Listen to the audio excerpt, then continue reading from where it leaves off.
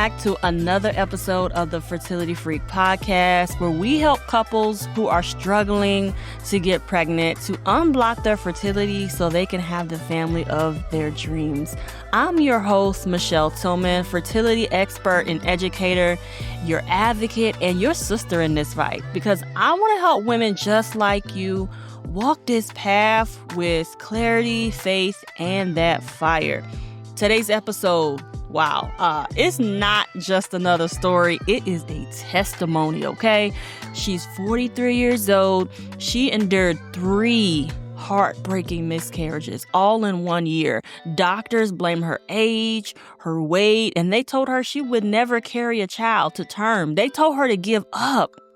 But Tyquesha said she was scrolling on TikTok one day and found me and felt drawn to invest in hiring me as her fertility coach. She said no to fear, no to defeat, but yes to faith. And she chose to believe in God's promise over her doctor's prognosis. And today, she is here to share with you a story that is going to shake your spirit. It's going to strengthen your hope. So keep listening, sis, because if he did it for her, he can absolutely do it for you. Tyquesha, I just want you to just share your story. Tell us a little bit about you, what you were dealing with. Share your story with the audience because I know they're going to be blessed by it. The mic is yours, Tyquesha. All right. Hello, everyone. Oh, my goodness. Okay. So me and my husband, Jeff, his name is Jeff. We've been married for 3 years, going on 4 years, and we've been together for 7 years. So we started our journey about 3 years ago in reference to us trying to have a baby. So we had 3 miscarriages, and me, like, my like cycle as us women, we get it every month. I get it every month faithfully on time. So when we were trying to have a baby and I had these miscarriages, I was like, what is going on? Like, I didn't understand why I was having these miscarriages when I didn't have anything going on. Like, I didn't have any polyps, I didn't have any cysts, I didn't have any thing going on in reference to my reproductive system that I knew of, because my cycle were coming every month, like back to back. I was getting my pap smears every year. Nothing came up.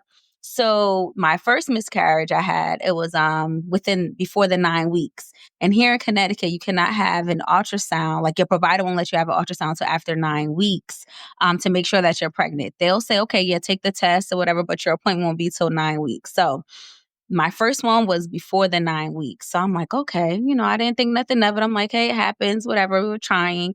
The second one was after 9 weeks. Now, the second one, I didn't have the spotting and anything like that before the 9 weeks. I go to the appointment, so I'm excited. I'm like, okay, this is it. I go there, no heartbeat. So I'm like, whoa. I'm like, what is going on here? Like, I'm like, okay. And I've been prophesied that I was going to have a baby. So I believed that I was going to have a baby. I was just like, it's going to happen. Okay. So then that was the second one. Okay. Second one, fine. Now, the third one, which I was getting pregnant like back to back too. It wasn't like, it didn't take long, like, at all. I was getting pregnant back to back to back. So I'm like, I'm supposed to be pregnant. I know I'm supposed to have a baby. I'm getting pregnant, and things like that. So, okay. So then the third one, when I went in, I started spotting. That's what happened. So the third one, I started spotting, and I'm just like, oh, man. So I go, and they're like, listen, you're going to have to either take this pill or we're going to have to do the surgery or whatever for I'm like, oh no. No. I haven't ever had to do that part. So I didn't understand. I'm like, no, I don't. Like, what? Surgery? I'm like, take this pill. So again, I chose to take the pill. So, okay, that happened. Tyquesha, let me just stop you for 1 second. What was your doctor saying every time you went? And tell them how old you are as well. So I'm 40. I will be 44 this year. So I started, 42, Michelle, right? Let's see. My baby's 1. So I started 42. So yes, I'm 43. So when I went to my doctor, so they were like, "Oh, it's your age. Oh, it's your weight. this is the reason why you're not having a baby because of your age and your weight. At this age, it's hard for you guys to produce babies. And, so we just think that that's what it is. So I'm like, no, I know people way bigger than me. And I'm not like that big, but I'm a thick girl. So I'm like, I know people way bigger than me that have babies. I know people in my age that had babies, people that's 50 and 60 that had babies. So I'm like, no, yeah, no, that's not the reason. Like, I'm like, They kept saying, well, that's the reason. So then I went to a naturalist. So he was a acupuncturist. So I went to him because I'm like, let me see how this goes. Let me go to acupuncturist, whatever. So I'm on TikTok and I'm just browsing. I don't really have an account. I just go up there really for like recipes, motivation, things like that. So I'm up there and I see Michelle. So I'm looking, I'm like, oh, wow. I said, she's really talking about fertility. So I'm like, wait. So I'm listening to her and I'm like, okay. So, Michelle had a special, for you if you want to join. And it's about having a baby and you really wholeheartedly know that, you want to have a baby. I can help you. It's things, it's ways, supplements, all this stuff. So her video was like, oh, wow. I'm like, all right. So I talked to my husband. I said, it's a lady on TikTok. I said, you got to see. So I showed him the video. I was like, I want to join. I want to sign up. I'm like, because I feel like I did the acupuncturist. I've been praying about it. I know I'm supposed to have a baby. I'm like, nothing's coming up in testing that they're doing. They're doing blood work, everything. My blood pressure good. I don't have diabetes. I don't have high cholesterol.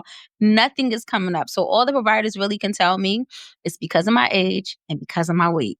That's all they would say. So then they sent me to a specialist, like an endocrine, reproductive like specialist. So the doctor, she pulls out this grid, this little diaphragm, and she's showing me about like how the weeks of pregnancy is. And she's like, oh, so you make it up until here, but you don't go past here. So, with your age and everything, you might, you can't hold, I guess you probably can't hold the baby. So you can't hold the baby for a long time. That's why you keep having these miscarriages. So I'm like, okay, I understand all of that, but why? So she's like, oh, it's your age, it's your weight. She was like, that's all we can say. And I'm like, it didn't sound right. So I'm like, my age and my weight, no. So, okay, go back to Michelle. So I showed my husband. He was like, okay, babe, let's invest. Let's do it. So I was like, all right. So I invest with Michelle. She gives me like a prayer. We do our vision board. We do letters to people that we need to forgive, because that was like a whole big thing too. Like, we don't know how much we're bound with unforgiveness. Like, it really takes a toll of our body. It really, really, really, really do. And I didn't know that much of it until I started, going on the Zooms with all the other women, and we're all talking about our stories, and we're all up there, like, just encouraging each other, praying for each other, just talking to each other. And that's what I had to do as well. I had to get in with people that believed what I believed in. Period. I believed I was going to have a baby. I did not believe I was going to have to adopt. I did not believe I was going to have to do, that's what they wanted me to do too. They wanted me to store my eggs and IVF. They wanted me to do IVF. They was like, oh, maybe if you do IVF. And I'm like, I don't have money to do IVF. And I know I'm not supposed to do IVF. I know I am supposed to get pregnant. So, so I was on those calls with women that we all had like faith basically in each other. We believed in our story. We believed that we were supposed to have children. And I had to block out the noise. People that didn't believe it. They didn't, oh no, just adopt. Oh no. I'm like, that's not me. That's not my story. If that's someone else's story, okay, that's fine. Because we all have different stories and different challenges in life. But I believed in God like wholeheartedly. I stopped watching certain shows. I stopped using Bath and Body Works. I stopped eating certain foods because Michelle was like, listen, these are the foods you need to do. You need to, detox your body, get all this mucus out of our bodies, and supplement. Listen, I got to talk about that part, because I always say, one person who I know, she came in and she followed the plan to the T. Listen, T came in here and everything that I said, hey, you got to eliminate this, you got to do that. You did everything. And when we would have the competition, I'm like, y'all just gonna let Tyquesha come in here and win this every single month, because she's being consistent. Like, you are so consistent, and I just want to say hats off to you. But sorry, keep going. I didn't play. I was like, listen, if I can be anything for anything else, this is my turn. It's my time. So let me do this for me. I do things for people all the time. I have no problem with helping no one out. I said, listen, T, you have to really do this for you wholeheartedly if this is what you believe in. I also told my husband, I said, we have to be on the same page, because at the end of the day, if we saying we want a baby, then we have to do these things for us. So I also did the test. Michelle had us do like send in hair and things like that, so we could see what our body did not agree with during that time. So I sent mine in and everything. Also had my husband check his sperm. And y'all have to be on the same page. That's the thing too. A lot of men very prideful about doing certain things. But if you guys want it and this wholeheartedly want it, then you got to do it. So I did that.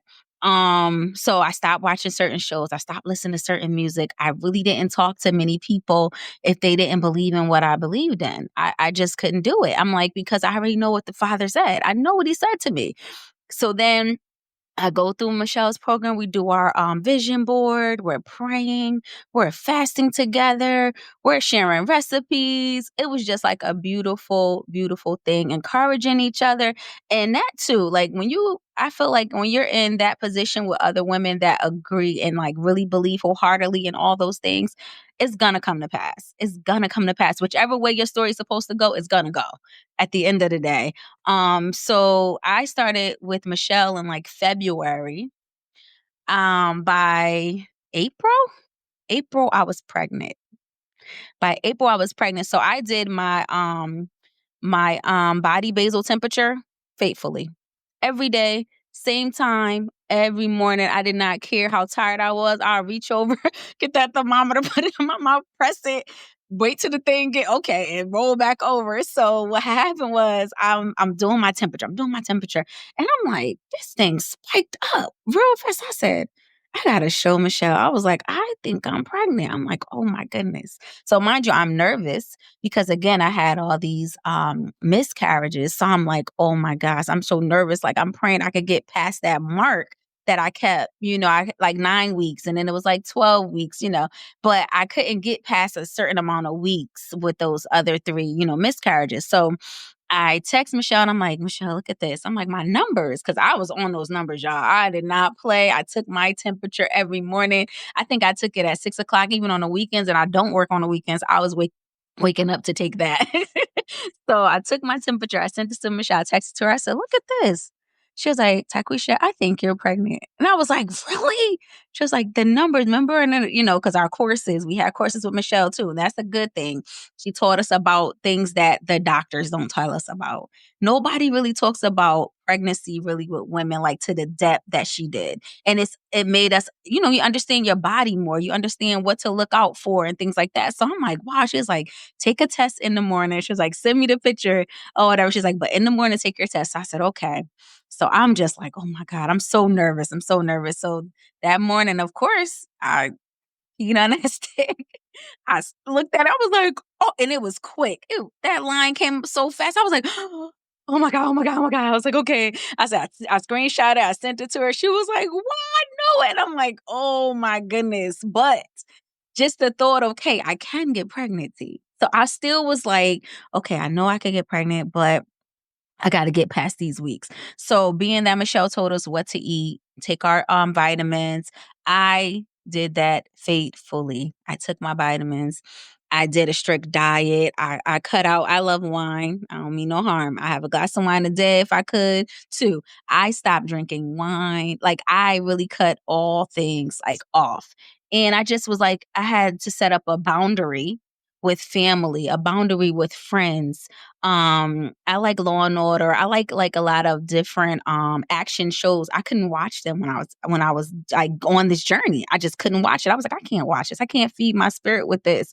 I have to, really take into consideration what I'm pouring into my body during this time. I couldn't do any of those things. I couldn't listen to certain music. It was like really like life changing during the process. So then once I sent it to Michelle, okay, my 9-week come, I'm praying. She's praying with me. Everybody's praying with me that I know that's on the same page as me. And I get to the appointment. I bring my sister-in-law with me. Actually, she's like, boom, this is it. We got this. She called me boom. She's like, we got this. We got this. I'm like, oh my God, I'm so nervous. So I go there and it's a lady that It's a doctor that I seen during my first miscarriage. This is the one. No, this is the second one. This is the one that didn't hear the heartbeat, didn't see anything when she went in. So this time she was like, no, this is the time. She was like excited for me. And I'm just looking at her like, she was like, I know you nervous. She's like, I remember you from when you had the other one. She said, but I just believe this is the time. She's like, we not having this today on my watch, and just talking. So I'm laughing a little bit, and she goes and she does everything step by step. And she was like, look, I was in there boo-hooing, me, my sister-in-law, her, the provider, we all crying. We all crying. So I'm sending Michelle the pictures of my ultrasound that day, my husband. It just was like a beautiful thing. I just believe that when you connect with people that believe in what you believe in wholeheartedly, unconditionally, it will come. It will come to pass. Yes, it was a rough journey. It was a hard journey. Sometimes I was just like, no, like it's not going to happen. Like I was like over it. I was getting upset. I just didn't understand. But we have to trust the process, and we have to believe in our faith. Yes, the providers and the doctors, they're believing the teaching, of their like curriculum and things like that. But we gotta believe in who we believe in. And if he said it, then it has to come to pass. At the end of the day, no questions asked. If he said it, then it has to come to pass.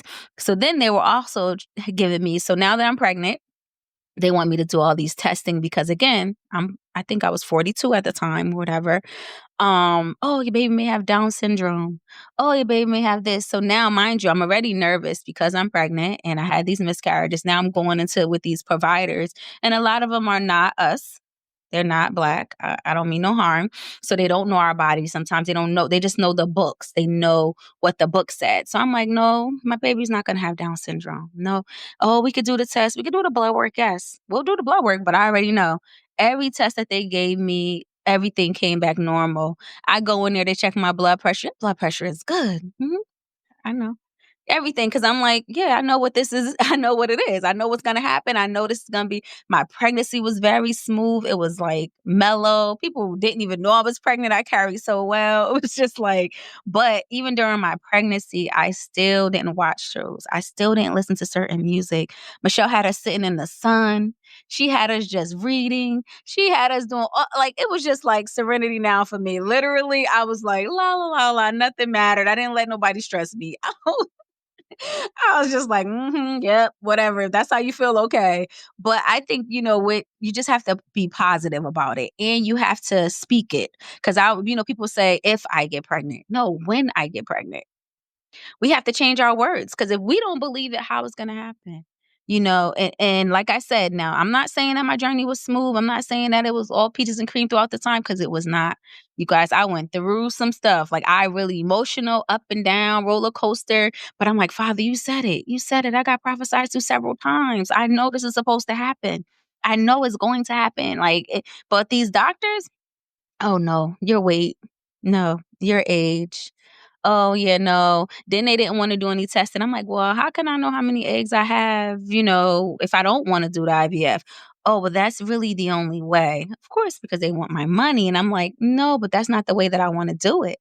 And I'm explaining to them, I'm like, I'm healthy otherwise. I don't have any health issues. So they were like discouraging too. They weren't. And it's like, this is y'all specialty. So y'all should be encouraging us women to do this, but they were not. I had 3 providers that were not, they were not. It just seemed like they didn't want me to produce, basically. That's what I felt. Every time I went to the visit, I had to write letters on them, everything. Like it was real. I had a journey and I had to really still continue to pray and continue to think in my mind and pray in my mind and say, Father, you said it.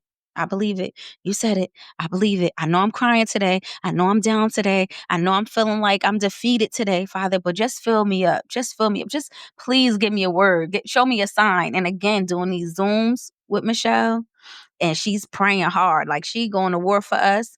The other women up there, I didn't know any of these women. I did not know Michelle before this. I still haven't met her. I can't wait to. But just the fact of someone that really wholeheartedly, this is their passion, and you can tell this is her passion because she's not playing. She's like, nope, not today. Like even if we don't tell her what's going on with us, is she looking at us like, yeah, I'm going to pray for you today. I sense that you need this prayer right now because you're feeling defeated. I'm like, yeah, I am feeling defeated for sure.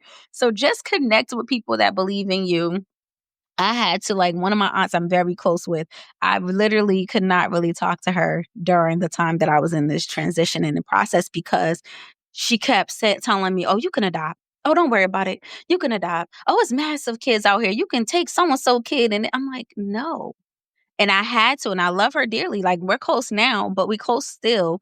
But during the process, it was like talking to her. If she said something I was like, okay, I'll call you back. Have a good day. Love you.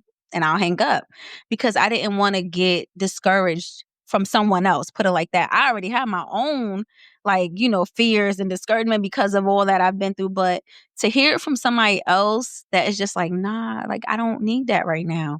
So just connect with people. Keep your faith, keep believing, keep praying, keep fasting. And like, I just feel like if it's supposed to happen, deep down in your heart that it's supposed to happen, it's going to happen. It's going to happen. But again, we all have a story. So, yeah. I I love your story and I love your energy today because you're speaking from a place of victory. And some people may not understand the joy. Like, you are literally and it's funny and it may be confusing, but they can't see you. They can only hear you. But you're literally smiling even as you were telling the most tough and difficult parts that you have had to deal with. But I can just see the joy of the Lord just bubbling up in you as you're telling this story. And I'm so proud of you because you put boundaries in place in some places where some people don't have the strength to put the boundary in. With certain family members, you might feel like, oh, well, I just got to listen and I just got to take what they say. But when you take command and demand of the atmosphere and what you're going to allow in your space, things have to change. When you said, listen, Special Victims Union, that's my show, okay? Right. But I have definitely noticed that certain shows like that, although very entertaining, it does have a sprinkle of a little anxiety in you. It does sprinkle a little anxiety in you to where you be looking and thinking and, oh my God, this could happen and this can happen. And so even though you might not be anxious about the exact situation that's portraying in that episode, just that anxiety can kind of like get into your spirit. And so I think that's really important that you talked about that. So you're a perfect example of someone who attacked in the spirit realm every door. You want to make sure that there was no open door. And you also spoke about the forgiveness part. I think almost every person who I've talked to who's given their testimony spoke about the forgiveness portion and how we overlook that. So hats off to you for setting those boundaries, making sure that you had no open doors with anything, something that somebody might think, oh, it's not that serious. But when you have had loss after loss after loss and people saying, oh, your weight, oh, your age, when clearly my favorite go-to line, I know it's women on my 600-pound life. I know it's crackheads. I know it's people in their 50s and they're getting pregnant. So please miss me with the weight thing, right? Especially when you don't have a health issue. Now, if you had a health issue, like you had diabetes or you had high blood pressure, okay, let's address those things. That totally makes sense. But if you have no health conditions going on, simply the number of pounds on the scale is not the reason why someone is not carrying to term. Yes, maybe there's inflammation. And like you said, you took the test, you found out what foods you need to change, and you followed the meal plan, not even just the foods to eat, but how to eat, what time to eat. You followed it to a T and you made those changes in the natural and the spiritual, and God just rewarded your obedience. So hats off to you for just being obedient, obeying God, and then also taking a step of faith. Because like you said, you didn't know me from Tom and Harry. Like, I was literally just a dancing person on TikTok. And so I know some people have trouble even getting past that. Like, I don't even know her. I just, some random podcast I heard her on, or some random social media site I saw her on. And can you talk about, like, even how did you even, like, what in you made you think, like, well, maybe I need to get help versus, well, I already know I can get pregnant. I just can't get it past a certain amount of weeks. Like, what was the mindset that you had to have to say, okay, well, maybe I do need help enough to where I'm willing to invest in it and talk to my husband about it? Like, can you talk a little bit about that? I really think it was something that you said in one of your videos. I think it was something in reference to um like estrogen levels, like different things that our body that we don't check. They don't check in blood work really for us or whatever. So it was like different levels. Like you right. I think you threw out, yeah, you need to check your estrogen levels, make sure to as the vitamins you gotta take, and this your iron, because that was too. That was another thing too. I forgot to tell you guys was my iron was low. I always been anemic. So Michelle, I think in one of her videos, she was talking about iron low and iron deficiency and da da da. Like you were just naming a couple of things with people saying that you can't get pregnant. Oh, I know what supplements you need to take and things like that. So it drew me to you because I'm like, I do have my iron is low.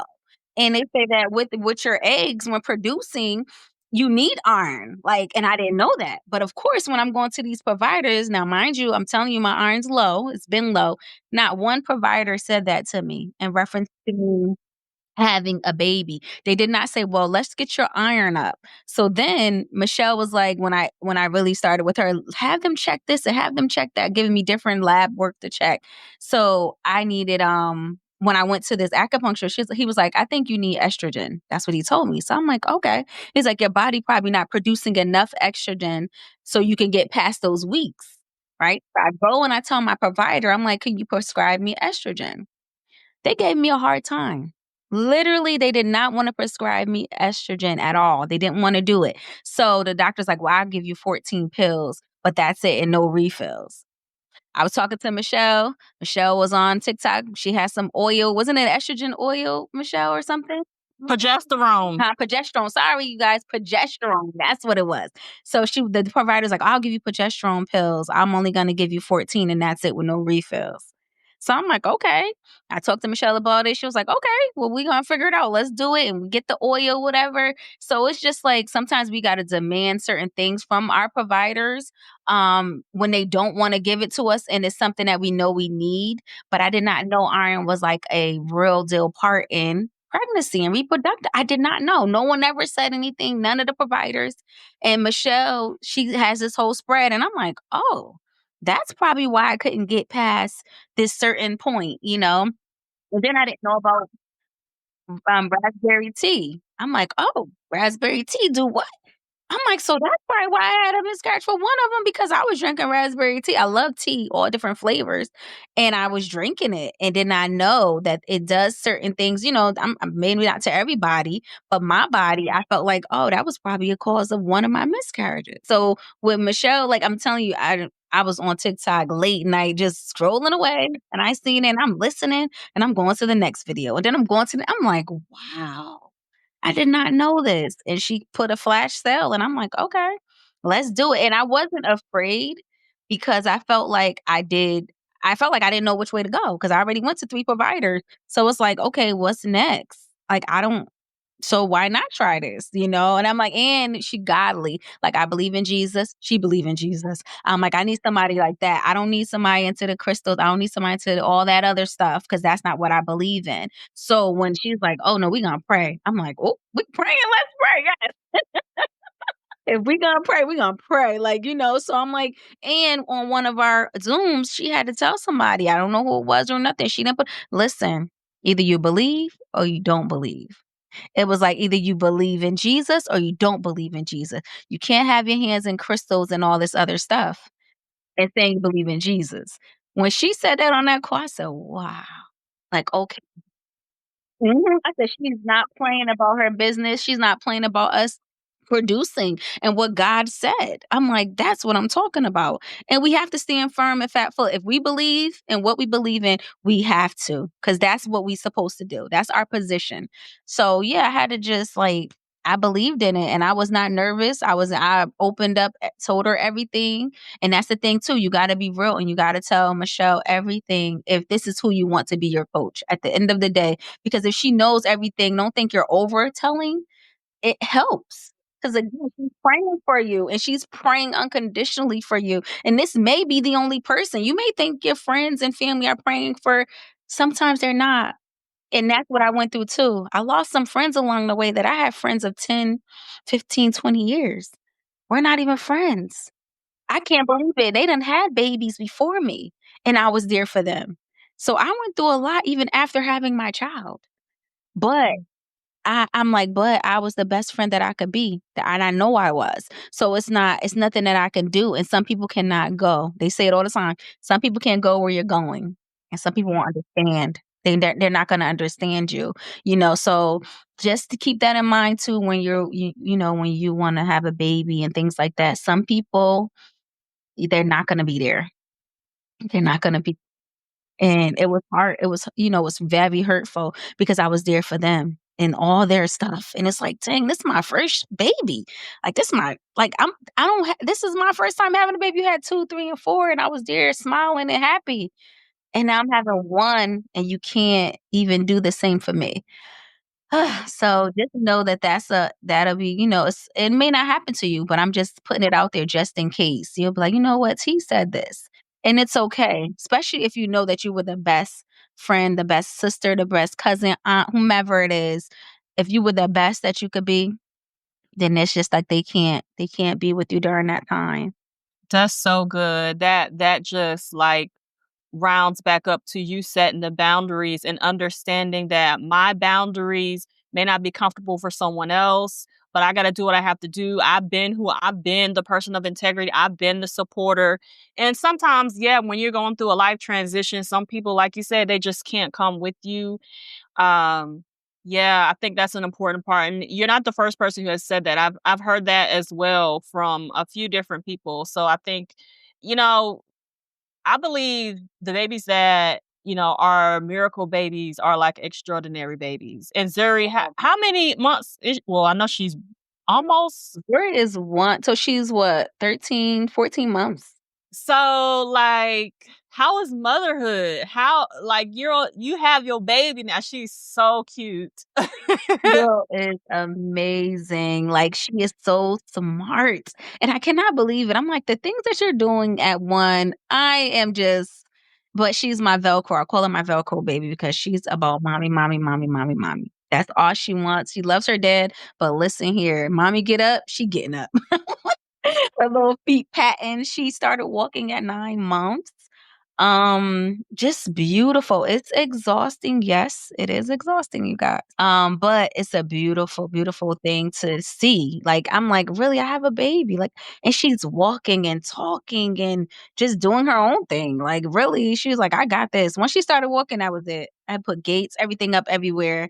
Right. I know you probably wasn't even ready for that because she started walking super early.